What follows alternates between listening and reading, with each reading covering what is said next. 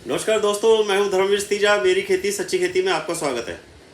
धान की कंबाइन से कटाई के बाद जो अवशेष बचते हैं उनको खेत में गलाकर मिलाकर अगली फसल बोने के लिए समय बिल्कुल नहीं होता।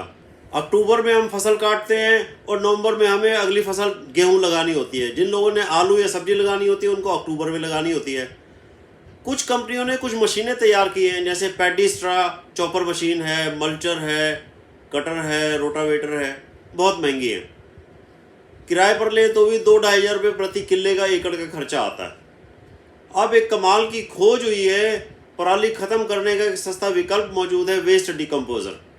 पराली गलाने का एक रामबाण इलाज है, इतना सस्ता कि महसूस नहीं होएगा। अब अगर ये विकल्प मौजूद है तो क्या आप महंगी मशीनों की तरफ जाना पसंद करेंगे? पिछले साल मैंने धान की फसल काट कर 1509 थी, PR 126 थी और 114 भी SMS स्ट्रा मैनेजमेंट सिस्टम वाली कंबाइन से कटवाया था। वो जो काटती है तो उसके छोटे छोटे टुकड़े करके फैला देती है। 14 फुट का आगे ब्लेड होता है और 14 फुट में ही फैला देती है। बाकी जो 2 फुट के जो फाने खड़े थे उनको हैरो से खेत में मिलाया था और वेस्ट डिकम्पोजर से गलाया था और आलू का खेत तैयार किया था। हाँ जी, आलू का खेत तैयार किया था और 5 से 6 एकड़ आलू लगाया था। कामयाबी मिले थे।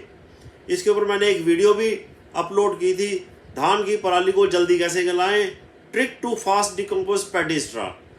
इसका मैं डिस्क्रिप्शन बॉक्स में डाल भी दूंगा लिंक, आप देख सकते हैं। National centre of organic farming NCOF बोलते हैं, गवर्नमेंट ऑफ इंडिया ने देसी गाय के गोबर से फायदेमंद जीवाणु को निकालकर मल्टीप्लाई किया और उसको नाम दे दिया वेस्ट डिकम्पोजर। मतलब फसल काटने के बाद बचे हुए अवशेषों को जल्दी गलाने वाला। इन जीवाणुओं को नमी, टेम्परेचर और भोजन चाहिए मल्टीप्लाई होने के लिए और अवशेषों को गलाने के लिए। NCOF तो यहाँ तक कहते हैं कि ज़मीन की सेहत को सुधारता है, बायो फर्टिलाइज़र का काम करता है, काफ़ी बीमारियों को आने से रोकता है, कीट पतंगे कम लगते हैं। जो अवशेष गलने में 1.5 से 2 महीने लेते हैं उनको 20-25 दिन में गला देता है। 30 ग्राम की शीशी 20 रुपये में रीजनल ऑर्गेनिक फार्मिंग सेंटर से मिल जाती है। ऑनलाइन अमेजन से भी मंगवा सकते हैं। वेस्ट डिकम्पोजर को ICAR ने भी वैलिड बताया है। इवन के ICAR ने भी पूसा वेस्ट डिकम्पोजर के नाम से तैयार किया है, कैप्सूल की फॉर्म में तैयार किया है। एक कैप्सूल 5 रुपये का है, 4 कैप्सूल का है, पैकिंग में दे रहे हैं 20 रुपये की। अब इनकी बात भी करेंगे, ICAR की भी बात करेंगे, इस कैप्सूल की भी बात करेंगे। लेकिन ये जो 30 ग्राम की जो बोतल में जो जीवाणु, जो माइक्रोब, जो फंगस है उसको मल्टीप्लाई कैसे करना है पहले ये बताता हूँ। 2 किलो गुड़ को 200 लीटर पानी में प्लास्टिक के ड्रम में घोल लें और उसके अंदर अब इस जो वेस्ट डिकम्पोजर की जो शीशी है बोतल, इस बोतल का सारा मटेरियल 200 लीटर गुड़ वाले घोल में डाल दो। हाथ ना लगाओ, कोशिश करो। इसको मिक्स कर दो अच्छी तरह से, ड्रम को ना ढक दो और इसको रोज़ हिलाना है। ये 5 से 7 दिन में 2 दिन 3 दिन के बाद एक काई सी ऊपर जमने लग जाएगी, आपको दिखेगा झाग सी। और जब आप इसको हिलाओगे तो एक आवाज़ भी, कान लगा के सुनोगे ना तो बुलबुले से उठने की आवाज़ भी आती है। तो 7 दिन में एक घोल तैयार हो जाएगा। इस घोल का आप स्प्रे भी कर सकते हो, सिंचाई के साथ भी दे सकते हो। एक मान लो 25-30 लीटर के ड्रम में नीचे एक टैप लगवा लो, तो सिंचाई के साथ टैप खोल दो तो ये सिंचाई के साथ पानी में खेत के साथ खेत में चला जाएगा। मैं तो ऐसे ही करता हूँ। गोबर की खाद में मिला के भी आप खेत में डाल सकते हो। आपने अगर इस घोल को दोबारा फिर मल्टीप्लाई करना हो तो जब 10-20 लीटर घोल रह जाए तो उसमें फिर 200 लीटर पानी डाल के, गुड़ डाल के इसको 5 दिन तक हिलाते रहो। इसको ढक दो और हिलाने से ना ये एक्टिवेट हो जाते हैं।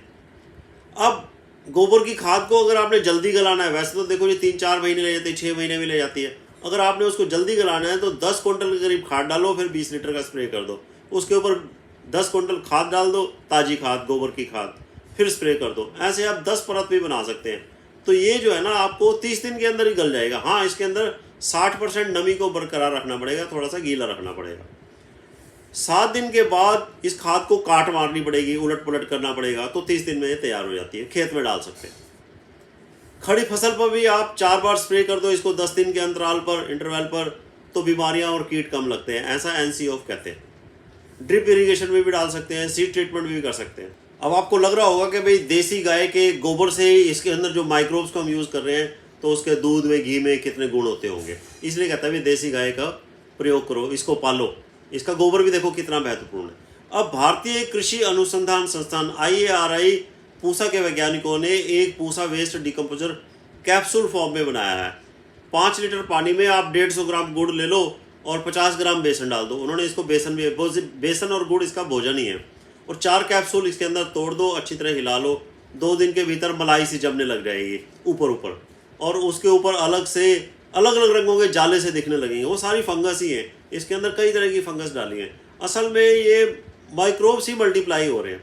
10 दिन में आपका एक कल्चर तैयार हो जाएगा। अच्छी तरह से हिलाकर 10 क्विंटल अवशेष के लिए ये 5 लीटर काफ़ी रहेगा। अब धान के खेत में आप 10 लीटर डाल सकते हो, गेहूं और मूंग वाले खेत में आप 5 लीटर डाल सकते हो। उसके अंदर अवशेष गलाने के धान में थोड़े से ज़्यादा होते हैं। अब कई बार क्वेश्चन आते हैं कि ये कहाँ से मिलेंगे। ये सब अमेजन पर ऑनलाइन उपलब्ध है, हर एक चीज़ उपलब्ध है, ईजिली अवेलेबल है। मैंने कोशिश की है, मैंने खुद भी ये प्रैक्टिकल करके देखा है, तब मैं ये वीडियो बना रहा हूँ। आने वाले समय में आप तैयारी करके रखें, बहुत अच्छी चीज़ है। और आपको मेरी ये वीडियो पसंद आई हो, लाइक कर दो, शेयर दोस्तों के साथ शेयर कर दो, सब्सक्राइब कर दो। Thank you.